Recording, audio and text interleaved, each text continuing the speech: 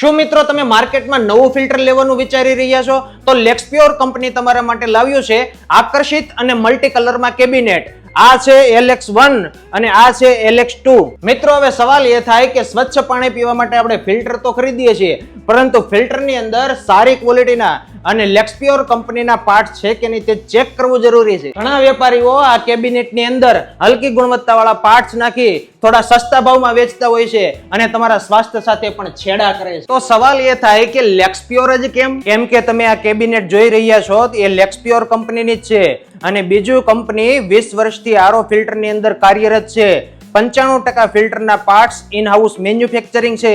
70 થી વધારે કન્ટ્રીમાં એક્સપોર્ટ કરે છે.